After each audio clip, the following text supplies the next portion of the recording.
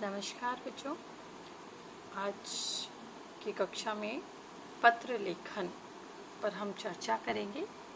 पत्र लेखन क्या है? आज का जो युग है वो आधुनिकीकरण का युग है और आज के इस युग में शायद ही कोई ऐसा व्यक्ति होगा जो पत्र लेखन करते होंगे या अपने विचारों का आदान प्रदान करते होंगे। पहले के समय में या हम ये कह सकते हैं कि बहुत पुराने समय से ही पत्रों का आदान प्रदान जो है चलता चला आ रहा है और आज भी हमें बहुत जगह पर यह पत्र लेखन की कला जो है देखने को मिल जाती है। पत्र आखिर है क्या? जहाँ हम अपने विचारों को, अपनी भावनाओं को, अपनी अभिव्यक्तियों को किसी दूसरे के साथ साझा करते हैं या दूसरे तक पहुंचाते हैं, या हम ये कह सकते हैं जहाँ मनुष्य या व्यक्ति अपने एक संदेश को दूसरे तक लिखित रूप में पहुंचाता है, वह पत्र लेखन है। पत्र एक संदेश को दूसरे तक पहुंचाने का एक माध्यम है। देखिए, पत्र एक दूसरे को संदेश पहुंचाने का एक माध्यम है। इनके द्वारा घर परिवार के समाचार, अपने मन के भाव और व्यक्ति विचार आदि प्रकट किए जा सकते हैं। तो जाहिर सी बात है, संदेश को एक दूसरे तक पहुंचाना, अपने घर परिवार का समाचार प्राप्त करना, अपने मन के भावों तक दूसरों को पहुंचाना, अपने विचारों को प्रकट करने का एक अच्छा माध्यम, एक अच्छा जरिया जो है पत्र है। पत्र लिखना भी एक कला है। जो पत्र लेखन है वह भी एक कला है। ऐसे ही नहीं कि कुछ भी उठा करके लिख दिया और वह पत्र लेखन हो जाता है। तो पत्र लिखना भी अपने आप में एक कला है। अब जब पत्र लिखना एक कला है तो इसकी विशेषताएं भी निश्चित ही होंगी। तो अच्छे पत्र की जो विशेषताएं हैं वो इस प्रकार हैं। भाषा सरल होनी चाहिए। अतः अगर हम क्लिष्ट शब्दों का प्रयोग करेंगे, भारी भरकम शब्दों का प्रयोग करेंगे, या हम ये कह सकते हैं कि हम व्याकरणिक शैली में खो जाएंगे, अपनी लेखन शैली उसको सामने प्राप्तकर्ता को दिखाने लगेंगे, तो हो सकता है वो हमारे भावों को नहीं पहचान सके या नहीं समझ सके। इसलिए पत्र की जो भाषा है वह सरल होनी चाहिए, ताकि जो प्राप्त करता है, जो पत्र को प्राप्त करने वाला है, वे बहुत अच्छे तरीके से उसे समझ सके। विचारों की स्पष्टता आवश्यक है। विचारों की स्पष्टता से तात्पर्य है कि जिस विचार को लेकर के पत्र लेखन किया जा रहा है वह विचार पूर्ण रूप से स्पष्ट होना चाहिए। ऐसा नहीं है कि पत्र को उस विचार को स्पष्ट करते हुए हम विभिन्न प्रकार के जो विचार हैं वो उसमें सम्मिलित कर दें और लिखते लिखते जो हमारी आवश्यक बात है उससे हम हट जाएं, उसकी परिपाटी से हटकर हम कोई दूसरी बात शुरू कर दें। तो ये बहुत ज़रूरी है कि विचारों की स्पष्टता होनी चाहिए। अगला है प्रारूप के अनुसार लिखकर प्रभावी बनाएं। अब जब भी हम पत्र लिखते हैं, बहुत सारे लोगों को लिखते हैं, चाहे वो हमारे घर के लोग हों, चाहे वो कार्यालय के लोग हों, चाहे वो मित्र हों, चाहे सगे संबंधी हो, अन्य कोई भी हो सकता है। तो हर एक पत्र के लिए प्रारूप होता है और अगर हम उस प्रारूप के तहत पत्र को लिखेंगे तो उसकी जो विशेषता है, उसकी जो विशिष्टता है, वो अलग से उसे प्रभावी बनाएगी, वो अलग से नज़र आएगी। जिस पत्र में जितनी स्वाभाविकता होगी वह उतना ही प्रभावकारी होगा। कि जो पत्र हैं वो स्वाभाविक होने चाहिए, तभी वे प्रभावी लगेंगे। अगर उसमें अस्वाभाविकता आ जाती है तो वो कहीं ना कहीं प्रभावी नहीं होते हैं। चलिए, अब हम पत्र के प्रकार जान लेते हैं। पत्र के प्रकार क्या होते हैं? औपचारिक और अनौपचारिक हम शुरू से पढ़ते आ रहे हैं और इस बात की भले से जानकारी आप लोगों को भी होगी कि पत्र दो प्रकार के होते हैं, औपचारिक पत्र और अनौपचारिक पत्र। अब औपचारिक पत्र क्या होते हैं और अनौपचारिक पत्र क्या होते हैं? औपचारिक पत्र जिन्हें हम अंग्रेजी में फॉर्मल लेटर्स कहते हैं और अनौपचारिक पत्र जिन्हें हम अंग्रेजी में इनफॉर्मल लेटर्स कहते हैं। तो ऐसे पत्र जिसमें औपचारिकताएं आ जाएं, ठीक है, जहाँ पर सामने वाले और जहाँ पर औपचारिकताएं नहीं होती हैं वो अनौपचारिक पत्र होते हैं। तो आइए जानते हैं अनौपचारिक पत्रों के बारे में। अनौपचारिक पत्र से हमारा तात्पर्य उन पत्रों से है जो हम अपने सगे संबंधियों को, अपने मित्रों को लिखते हैं, अपने जानकारों को लिखते हैं और इसमें किसी भी प्रकार का कोई औपचारिकता का पुट नहीं होता है। हम अपने मन के भावों को खुले रूप से प्रकट करते हैं, अपने विचारों को खुले मन से प्रकट करते हैं। और मित्रों के साथ अगर हम पत्र लिख रहे हैं तो मित्रों से जैसे ही हमारा व्यवहार है, हम उस व्यवहार के तहत पत्र लिखते हैं, अर्थात उसमें किसी भी प्रकार की कोई औपचारिकता नहीं होती है। और औपचारिक पत्र वो होते हैं जो किसी कार्यालय को, किसी अधिकारी को लिखे जाते हैं, किसी संस्था को लिखे जाते हैं, किसी व्यापारिक संस्था को लिखे जाते हैं। तो जो किसी कार्य के सिलसिले में लिखे जाते हैं उन्हें हम औपचारिक पत्र कहते हैं। अब इस औपचारिक पत्र में किसी भी तरह से भाव नहीं जुड़े होते, किसी भी तरह से अपने विचारों को हम अभिव्यक्त नहीं कर सकते हैं। अनौपचारिक पत्रों में केवल और केवल जो विषय है, जो विचार है, उससे संबंधित ही पत्रों की विषय वस्तु होती है और उसी से संबंधित हम पत्र लिखते हैं। हम उसमें किसी तरह का कोई प्रिय मित्र, प्रिय भाई, प्रिय सर, ऐसा कोई संबोधन नहीं देते हैं। उनके लिए जो संबोधन होता है वह भी बहुत औपचारिक होता है। तो औपचारिक पत्र पूर्ण रूप से फॉर्मल होते हैं। चलिए, औपचारिक पत्र को ही कार्यालयी पत्र भी कहा जाता है। कार्यालयी पत्र वे औपचारिक पत्र होते हैं जो विभिन्न कार्यालयों से अपने कर्मचारियों को, अपने अधिकारियों को या कार्यालयों को भेजे जाते हैं। इस पर हम पहले ही चर्चा कर चुके हैं कि जो कार्यालयी पत्र हैं उनमें कोई अलंकृत भाषा का प्रयोग नहीं होता है, किसी तरह से भावात्मक भाषा का प्रयोग उसमें नहीं किया जाता है, मुहावरेदार भाषा का कोई स्थान नहीं होता है। कहने का तात्पर्य है कि जब पत्र औपचारिकता ले लेते हैं, जब एक कार्यालय से दूसरे कार्यालय, एक अधिकारी से दूसरे अधिकारी को जो पत्र लिखे जाते हैं, जब उनमें औपचारिकताएं आ जाती हैं तो वे भावात्मकता को खो देती हैं। तो ऐसे औपचारिक पत्रों में ना तो अलंकृत भाषा का प्रयोग होता है, ना भावात्मक भाषा का प्रयोग होता है, ना ही मुहावरेदार भाषा का प्रयोग होता है। कहने का तात्पर्य वो जिस विषय को लेकर के लिखे जा रहे हैं उस विषय से संबंधित बातचीत ही उस पत्र में लिखी जाती है या उस पत्र में बताया जाता है। सामान्यतः हम विभिन्न प्रकार के सरकारी पत्र या कार्यालय पत्र देखते हैं। सरकारी पत्र होते हैं जो कि एक कार्यालय से दूसरे कार्यालय को लिखे जाते हैं। संपादक के नाम पत्र, जब कोई व्यक्ति अपने विचारों की अभिव्यक्ति जन समूह तक करना चाहता है तो वो संपादक के नाम पत्र। शिकायती पत्र, जब हमें किसी संस्था से कोई शिकायत है, कोई किसी कार्यालय से कोई शिकायत है तो उसके उच्च अधिकारी को जो पत्र लिखते हैं। प्रार्थना पत्र, मुख्यतः हम विद्यालय में देखते हैं कि अवकाश के हेतु प्रार्थना पत्र चाहिए या शुल्क माफ़ी हेतु प्रार्थना पत्र चाहिए, तो वो होते हैं। आवेदन पत्र, आवेदन पत्र होते हैं जब हम किसी व्यवसाय के लिए आवेदन करते हैं, जिसे हम अंग्रेजी में एप्लीकेशन लेटर भी कहते हैं। जब किसी कार्यालय के द्वारा कोई पद रिक्त होता है और उसकी विज्ञप्ति निकाली जाती है या विज्ञापन उसका आता है, उसके आधार पर जब हम उस आवेदन पत्र को भरते हैं या आवेदन को भरते हैं तो वह आवेदन पत्र कहलाता है। अगला आता है व्यापारिक पत्र, जो व्यापार से संबंधित होते हैं, जो व्यापारी एक दूसरे को लिखते हैं। आगे चलते हैं। सरकारी पत्र, केंद्र सरकार द्वारा किसी राज्य सरकार को या एक राज्य सरकार द्वारा दूसरी राज्य सरकार को, अधिकारियों द्वारा अपने अधीनस्थ कर्मचारियों को आदि को भेजे जाने वाले जो पत्र हैं वो सरकारी या शासकीय पत्र कहलाते हैं।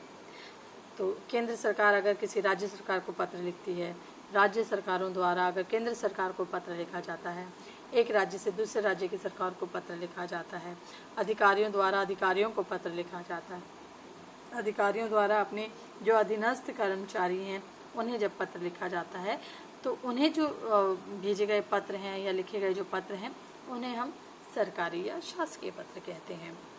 तो आइए, जब सरकारी पत्र लिखते हैं तो उनमें क्या क्या बात ध्यान देने योग्य होती है। सर्वप्रथम पत्र संख्या जब हम पत्र, कोई सरकारी पत्र लिखते हैं, एक कार्यालय से दूसरे कार्यालय को कोई पत्र लिखते हैं, तो सर्वप्रथम बाईं तरफ हम उस पत्र की पत्र संख्या वहाँ पर लिखते हैं। भेजने वाले का नाम लिखते हैं, वह पता लिखते हैं, भेजने वाला या प्रेषक का नाम। ठीक है, तो भेजने वाले का नाम और पता आ जाता है।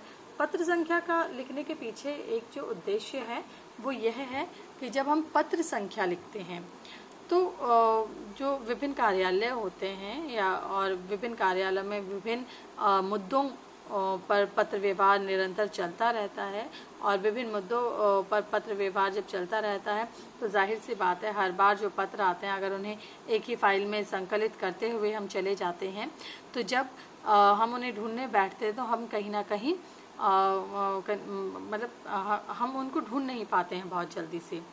तो इस परेशानी से निकलने के लिए सरकारी कार्यालयों में ये एक नियम अपनाया गया कि हर विषय से संबंधित एक फाइल बनाई जाए, और जिस विषय से संबंधित कोई पत्राचार होता है या पत्र आता है या भेजा जाता है तो उस फाइल संख्या में या उस फाइल में, उस संबंधित फाइल में ही उस पत्र को रखा जाए, या जो कॉपी हम भेज रहे हैं या जो पत्र हम भेज रहे हैं उसकी जो एक ऑफिस कॉपी होती है उसे उसी फाइल संख्या में रखे जाए, ताकि जब भी कोई कार्य उस विषय से संबंधित हो तो तुरंत हमें वो पत्र वहाँ उस फाइल से मिल जाए।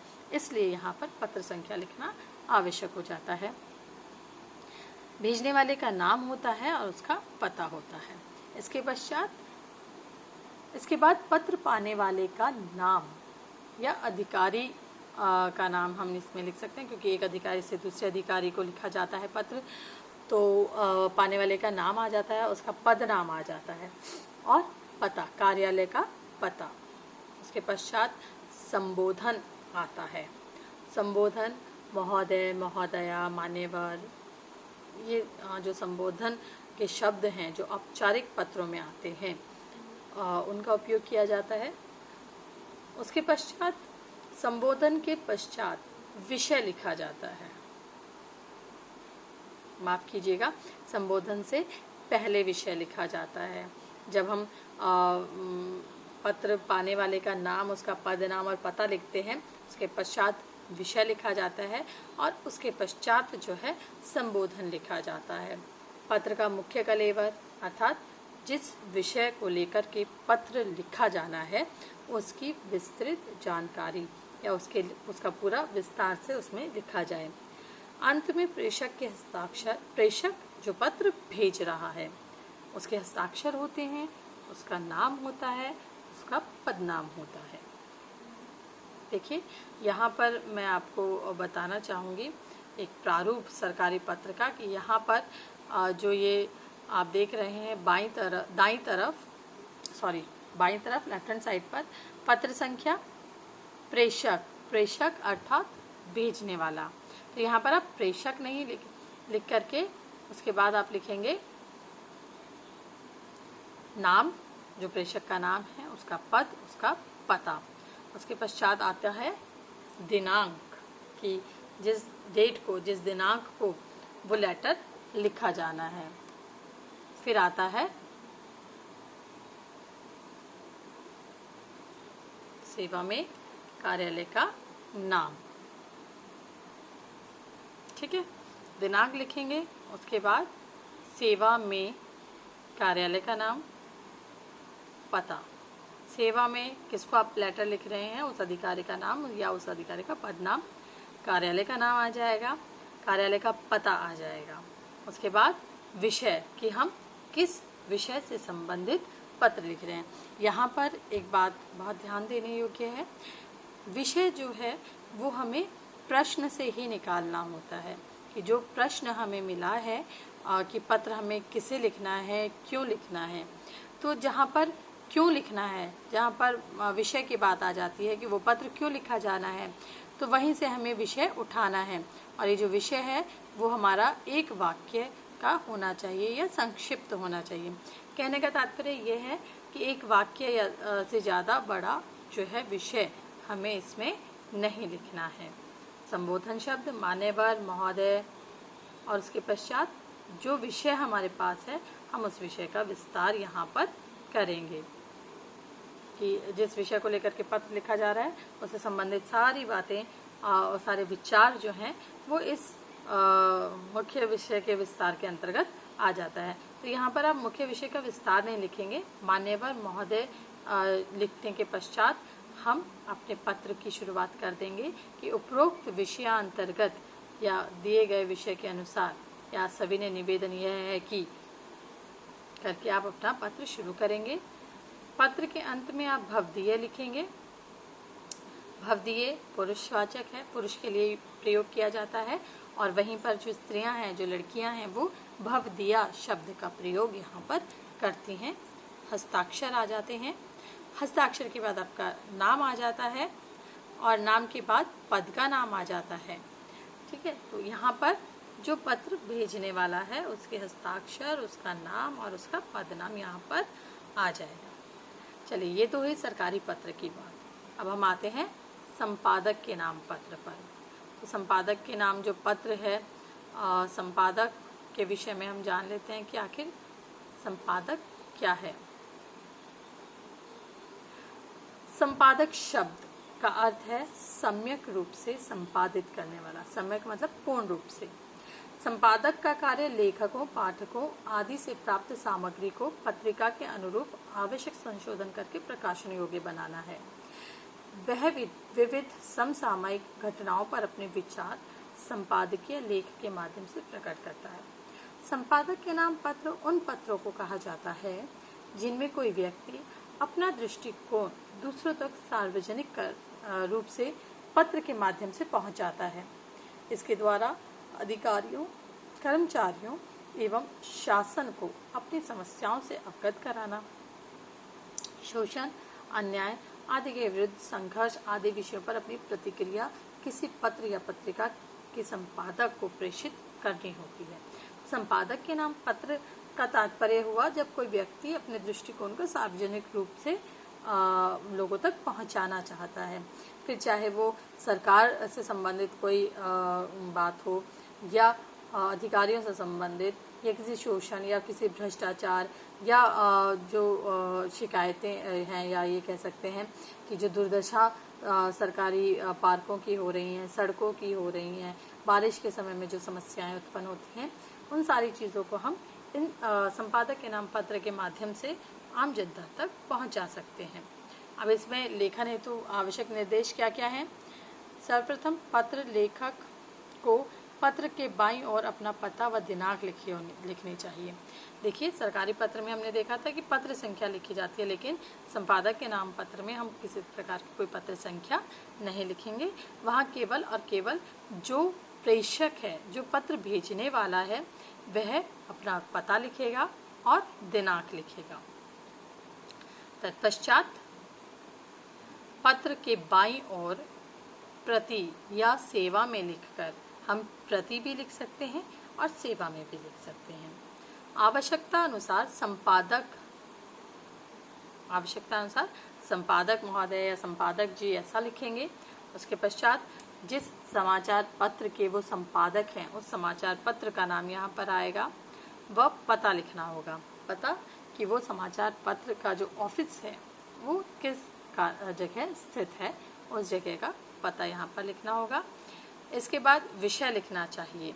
विषय संक्षिप्त एवं सरल शब्दों में लिखा जाना चाहिए। इसकी चर्चा हम पहले भी कर चुके हैं कि जो विषय हम लिखते हैं वो संक्षिप्त होना चाहिए और सरल शब्दों में लिखा हुआ होना चाहिए। विषय लिखने के पश्चात संपादक के संबोधन हेतु महोदय शब्द का प्रयोग प्रचलित है। तो जब संपादक को हम संबोधित करेंगे तो हम महोदय शब्द का प्रयोग करेंगे। तत्पश्चात पत्र की विषय सामग्री संतुलित, सरल एवं विषय से संबंधित होने चाहिए। अच्छा, एक बात मैं यहाँ पर आप लोगों को बता देना चाहती हूँ कि अगर संपादक का नाम भी वहाँ दिया हो और अगर वो संपादिका हों तो यहाँ पर महोदय की जगह महोदया आ जाएगा। ठीक है। विषय की सामग्री संतुलित होनी चाहिए। जो जिस विषय को लेकर के हम लिख रहे हैं उसमें बहुत ज़्यादा नीरसता नहीं होनी चाहिए, जो हम बात बताना चाहते हैं सीधे हम संतुलित भाषा का प्रयोग करते हुए उसको लिखें। सरल एवं विषय से संबंधित होनी चाहिए। अंत में पत्र लेखक को अपना नाम लिखकर आवश्यकता अनुसार अपने हस्ताक्षर करने चाहिए। पत्र लेखक अर्थात जो पत्र लिखने वाला है, जो पत्र भेज रहा है, यहाँ पर इसका एक प्रारूप है वो हम देख लेते हैं। प्रेषक का पता, पत्र लिखने वाले का स्थान, कहाँ से वो लिख रहा है, दिनांक आ जाएगा यहाँ पर। फिर आता है सेवा में, समाचार सेवा में के बाद यहाँ पर आप संपादक महोदय लिखेंगे। उसके पश्चात समाचार पत्र का नाम, उसके कार्यालय का स्थान, विषय, महोदय संबोधन शब्द का प्रयोग करेंगे और जो मुख्य विषय है, जिस विषय को लेकर के पत्र लिखा जा रहा है, उसका विस्तार से यहाँ पर वर्णन किया जाएगा। धन्यवाद, भवदीय, और यहाँ पर पत्र को लिखने वाले का नाम बताया जाएगा। तो ये होता है, ये हुआ हमारा संपादक के नाम पत्र। और इसी श्रृंखला में हम एक और पत्र के बारे में जानेंगे जो होता है, जिसे हम शिकायती पत्र कहते हैं। जैसा कि नाम से ही हमें अवगत हो रहा है कि ऐसा पत्र जो किसी शिकायत से संबंधित हो। जब किसी व्यक्ति या संस्था को किसी संस्था, संगठन या व्यवस्था से शिकायत होती है तो वह अपनी शिकायत को अभिव्यक्त करते हुए जो पत्र लिखता है उसे शिकायती पत्र कहते हैं। ठीक है, हमें कोई शिकायत करनी है कि पानी समय पर नहीं आता है, बिजली नहीं आ रही है, सड़कें टूटी फूटी पड़ी हुई हैं, तो उन सभी चीज़ों, जिस कार्यालय से ये शिकायतें संबंधित हैं उस कार्यालय में हम पत्र लिखते हैं। इस पत्र को लिखने में जो बातें ध्यान देने योग्य हैं उसके बारे में जान लेते हैं। ज़्यादातर हम देखते हैं कि पत्र का प्रारूप प्राय समान ही रहता है, बस केवल जो शासकीय पत्र होते हैं, जो संपादक के नाम पत्र होते हैं, उनमें कहीं ना कहीं थोड़ा बहुत बदलाव होता है। बाकी ज़्यादातर या अधिकतर जो प्रारूप है वो समानता लिए होते हैं। पत्र लिखने वाले का पता, यह हमने संपादक के नाम पत्र में भी देखा था। उसके बाद दिनांक और उसके बाद सेवा में लिखा जाता है। ये पूरी प्रक्रिया हमने संपादक के नाम पत्र में देखी। फिर प्राप्त करने वाले अधिकारी का नाम लिखते हैं और इसके बाद कार्यालय का पता।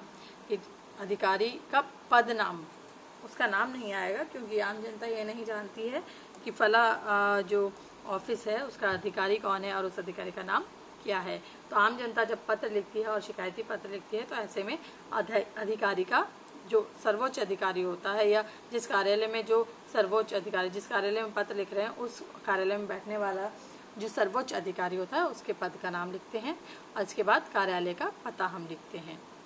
विषय आ जाता है, विषय संक्षिप्त होना चाहिए, सरल होना चाहिए। फिर आता है विषय वस्तु का विस्तार। जो विषय है उसको जिस शिकायत या जिस विषय को लेकर के हम लिख रहे हैं उसकी पूरी विस्तार से चर्चा की जानी चाहिए। अंत में भवदीय लिखने के बाद प्रेषक का नाम व पता लिखा जाता है। इससे भी संबंधित प्रारूप है वो मैं आपको बता देती हूँ। यहाँ पर शिकायती और व्यवसायी दोनों को मिक्स लिख दिया है। प्रेषक का नाम या पता, दिनांक, सेवा में, अधिकारी या व्यवसायी का पद नाम, कार्यालय या संस्था का नाम, फिर उसका पता और विषय। संबोधन शब्द महाशय, मान्यवर। मुख्य विषय का विस्तार, विस्तार आपने जो विषय है उसको हम लिखेंगे। फिर अंत में भवदीय और प्रेषक का नाम, प्रेषक जो पत्र भेजने वाला है। तो आज हमने औपचारिक पत्रों में 3 पत्रों पर चर्चा की। सरकारी पत्र जो शासकीय पत्र होते हैं जो एक कार्यालय से दूसरे कार्यालय को लिखे जाते हैं। उसके पश्चात हमने संपादक के नाम पत्र पर बात की कि संपादक के नाम जो पत्र लिखे जाते हैं उसका प्रारूप क्या होता है, वो कैसे लिखे जाने चाहिए। और तीसरा जो विषय था वो था शिकायती पत्र कि शिकायती पत्र क्या होते हैं और उसे लिखने में क्या ध्यान देने योग्य वाली बातें होती हैं। तो आज के लिए केवल इतना ही। हम अपने अगली कक्षा में अन्य विषयों से संबंधित पत्रों का उल्लेख करेंगे। तब तक के लिए धन्यवाद। आप घर पर रहें, सुरक्षित रहें, स्वस्थ रहें।